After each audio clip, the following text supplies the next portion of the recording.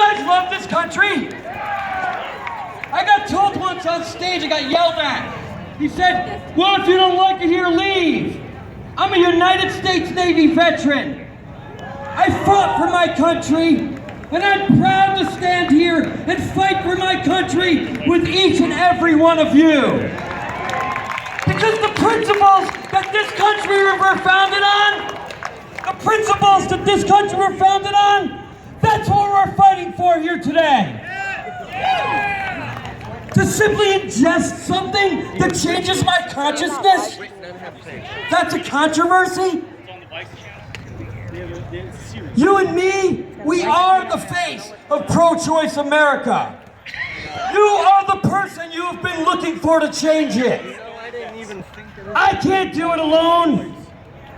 These folks can't do it alone. But every one of us together, ain't nothing can stop us. Yeah! How many people here are registered to vote? Woo! I used to stand up here and say if voting could change anything, it would be illegal. And I felt that way, but you know what? I was wrong. Voting can change things, especially on a local level. You can affect change more than you ever thought you could. Me and a bunch of my friends got together in a bar one night in New Paltz. The bombs had just started falling on Baghdad, and we were pissed off, and we wanted to do something. And there was a mayor election coming up in our village. So we ran my buddy Jason for mayor, and we ran my friend Julia and Rebecca for village council. And we not only won the election, we swept the election. We became the most powerful voting force in the city of New Paltz. Yeah! We stopped marijuana arrests.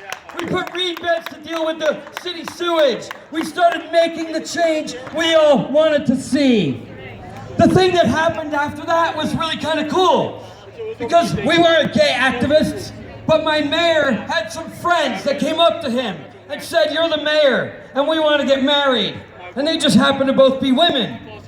And so me and the mayor spent 2 days reading the New York State Constitution, where we decided that it was his duty to marry them as a representative of the village of New Paltz and them being residents. And he got arrested for doing that. And we made national news. And it was all because somebody cared, somebody changed. And we, the marijuana movement, we have a lot to learn from the gay movement.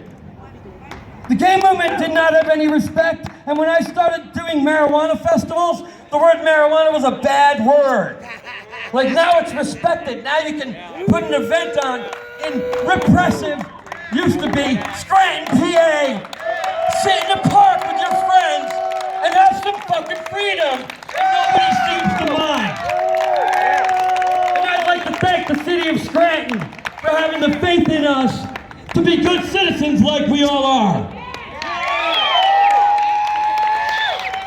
So when it comes to marijuana, what you gotta do is you gotta imagine a crop more versatile than the soybean, the cotton plant, and the Douglas fir tree put together. One whose products are interchangeable with those from timber or petroleum. One that grows like Jack's beanstalk with minimal tending. There is such a crop, cannabis hemp, marijuana. Henry Ford introduced an automobile that ran on fuels derived from cannabis hemp marijuana. Even the fenders were made from hemp. Ford's vision was to grow an automobile from the soil. I'm sick and tired of being a conscience objector in their war on drugs. I'm sick and fucking tired of watching them drag away my brothers and sisters, one by one, for smoking a plant that God, John Jehovah, gave us. How long are we willing to peacefully stand by? No more. The first 2 drafts of the Declaration of Independence, they were written on cannabis hemp paper. Yes. The Daughters of the American Revolution, they sewed hemp linens for the Continental Army.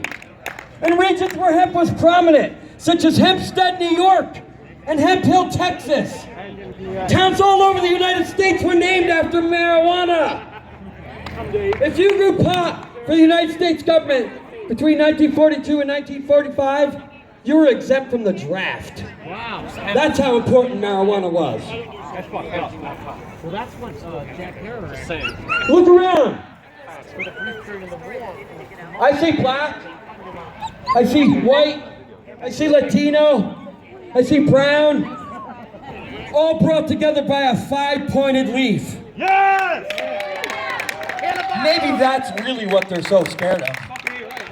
Because what's going to really bring us together? All they're trying to do is separate us. All they're trying to do is divide us. They tell us we live in the hood. I live in a neighborhood. I know my neighbor. We need to put the neighbor back in the hood. We need to be neighbors. We need to be communities. We need to be the change that we all want to see. No one is going to give it to us. No one's ever given freedom to anyone. It's been demanded by the oppressed. And when you're standing here in beautiful Scranton, Pennsylvania, having some freedom, you may not feel very impressed right now. But the next speaker I'm going to introduce, I tried to come up here many, many years ago. I believe it was 1999. I got invited to come perform and speak at a hemp festival in Scranton, Pennsylvania. I drove my 31-foot school bus from Long Island with my whole crew. We're like ready to fucking come and represent legalization in Scranton, Pennsylvania. And when we get there, well, they didn't quite roll out the red carpet like they did for us here. And there were police, and there were DEA. It was like the repression state. Hey, I gotta admit something, I'm a New Yorker here. I used to call you guys Pennsyltucky. I'm sorry, because you guys know what the fuck freedom is too. I stand corrected. This is our country, this is your state, and we're gonna make it great again, just like this country was supposed to be. Ladies and gentlemen, my name's Rob Robinson. I put on the New York Harvest Festival, October 7th through 9 this year. This year will be my 19th.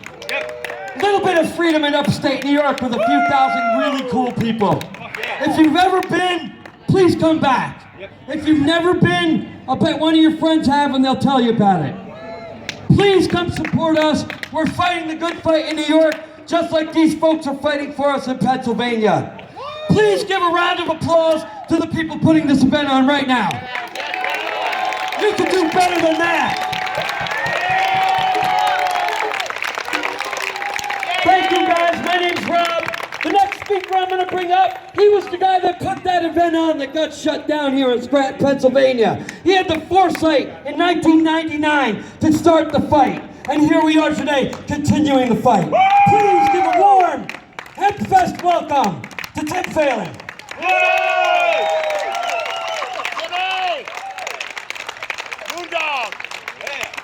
Thank you very much, Rob.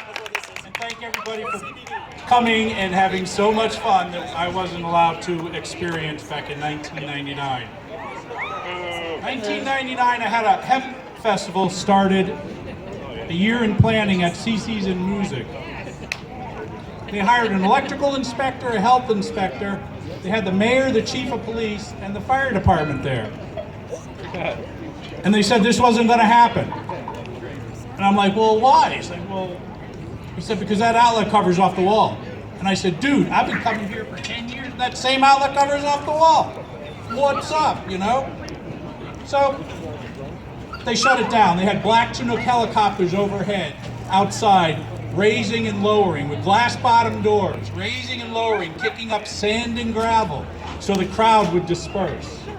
They set up saturation checkpoint all day and all night in front of the place. That's probably when Rob got there. So undaunted and unperturbed, I started planning for another one. Someone asked me, he said, well, you just have the Lions ball field in Newton Ransom. Yeah. So I went up to the Lions ball field and they're like, oh yeah, it's a crop, they're all farmers up there. I figured, well, that's cool, you know, it's not city folk. Yeah, if you got a car. Yeah.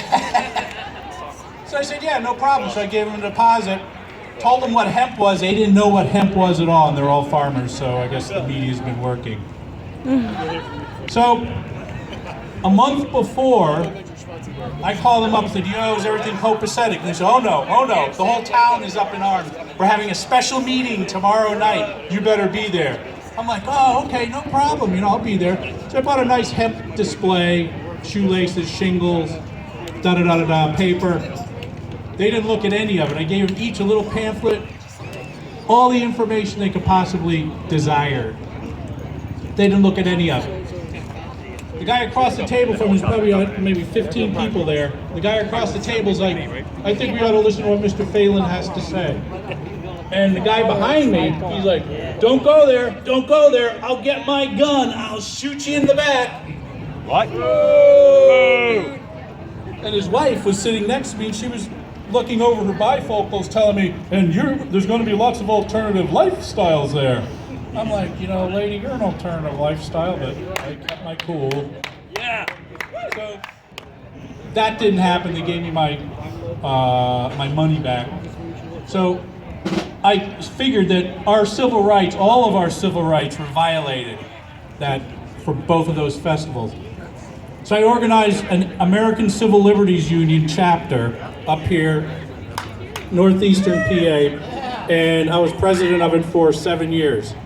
So there's other people running it now, having a ball, and I just wanted to let you guys know that, what happened, and we've come a long way, man. We've come a long way.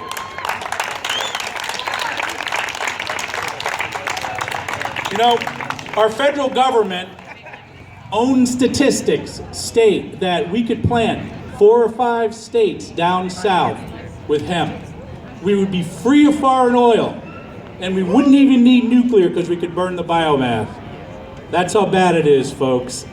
Get on the horn, write your senators, let's get this thing rolling. Remember, hemp makes 50,000 different products.